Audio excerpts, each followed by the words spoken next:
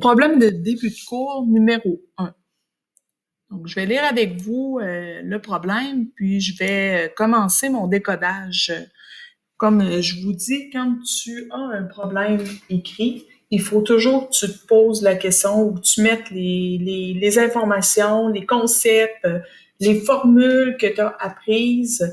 Tu peux te prendre des notes au fur et à mesure pour être capable justement de résoudre le problème. Fait que si on me dit le ministre des Transports a décidé de vérifier si la connaissance du code de la route augmente avec l'expérience du conducteur.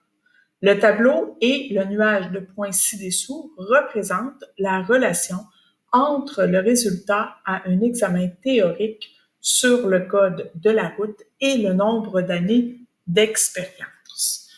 Donc, on va descendre, on va aller voir nos informations qu'on nous donne. Donc, on a un tableau ici, on a notre nuage de points là, et ce qu'on nous demande, c'est, selon ces données, quel est le résultat à l'examen d'un conducteur ayant 14 ans d'expérience. Donc, quand je vois ce type d'information-là, il faut que je pense, bon, j'ai un nuage de points. Soit dit en passant, le nuage de points ici, ce sont les mêmes, le nuage de points qui se trouve ici, ce sont les mêmes données de ma table de valeurs que j'ai rapportées dans un tableau. Donc là, je suis dans un problème de corrélation. Quand je vois un nuage de points, il faut que j'allume et que je me dise, OK, je suis dans un problème de corrélation. Donc, déjà, en partant, faut que je pense à toutes sortes de choses. Est-ce que dans mon problème, au départ, on me disait qu'il existait une corrélation forte? Est-ce qu'on me disait ça dans mon problème? Je pense que non.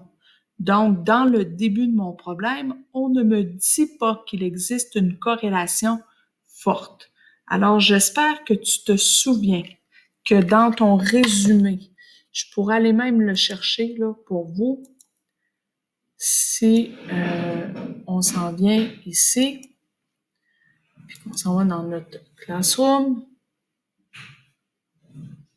ça ne sera pas très long, et qu'on vient chercher notre résumé, on nous dit qu'il existe une corrélation. Si j'ai un nuage de points, ben il faut, c'est une corrélation linéaire, puis il faut que je vérifie s'il existe un lien dans ma corrélation. Donc, il faut toujours que je vérifie s'il existe un lien si on ne me le dit pas. Puis effectivement, dans mon problème, on ne m'informe pas qu'il existe un lien. Donc, ce qui veut dire, ce qui me ramène dans mon résumé, comment je fais pour vérifier un lien? Mais la façon de vérifier s'il existe une corrélation linéaire, c'est d'utiliser la méthode du rectangle et d'aller valider que ma corrélation est forte et tend vers le parfait. Bien important parce que vous comprendrez que si je veux estimer des données, il faut que j'aie une corrélation forte, sinon ça ne fait pas de sens. Donc, ici, dans mon tableau, je devrais faire la méthode du rectangle pour être capable de valider si la corrélation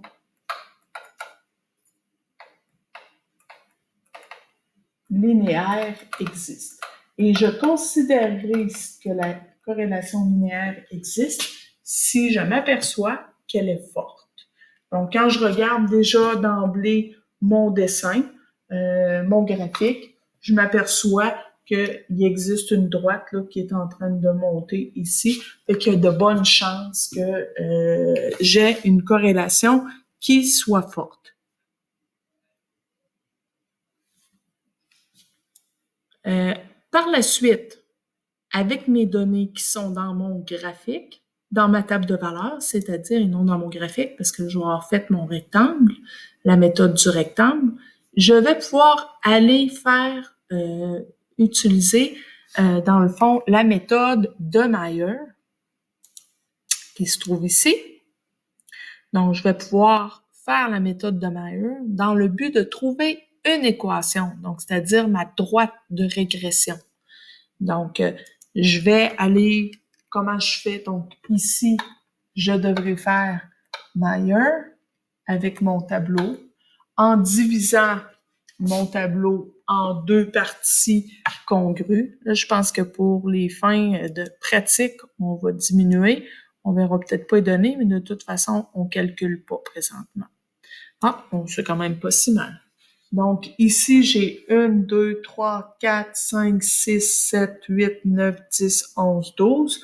Donc, j'aurai 6 données en haut, 6 données en bas, dans lesquelles je devrais, donc, j'aurai mon premier groupe. Mon premier groupe. J'aurai mon deuxième groupe. Je ferai la moyenne ici de mes X. Je vais faire la moyenne de mes Y, ce qui va me donner mon point P1. Et je vais faire la même chose ici. Je vais faire la moyenne de mes X, la moyenne de mes Y, ce qui va donner mon point P2.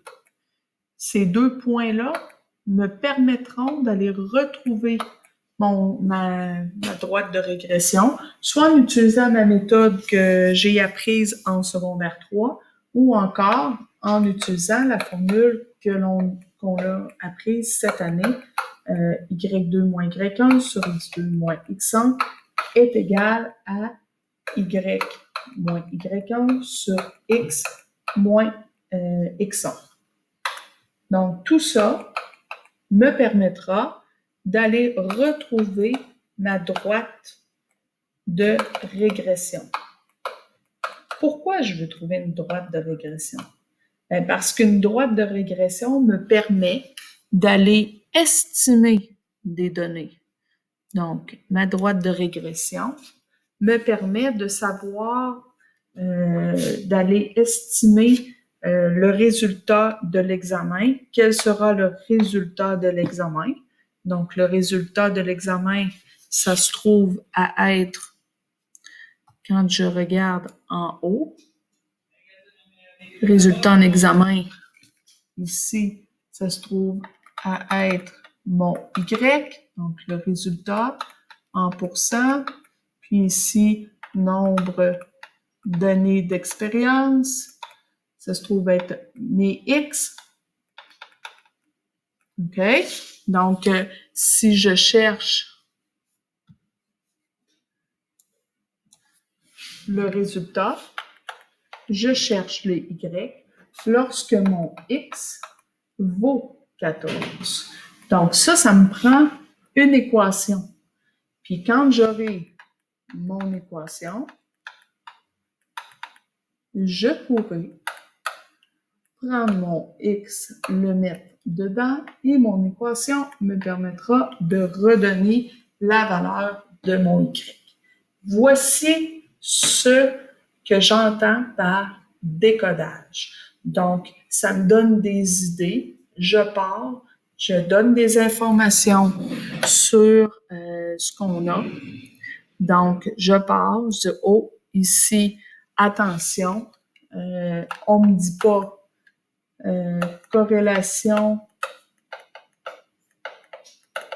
forte, pas dit dans l'énoncé. Alors, ça me prend la méthode du rectangle. Donc, ça, c'est une première chose. Après, souvent, quand je veux trouver une valeur, bien, il faut que j'aille utiliser mon Meyer pour être capable d'aller retrouver ensuite, en ayant l'équation, retrouver la valeur que je cherche. Donc, bon travail!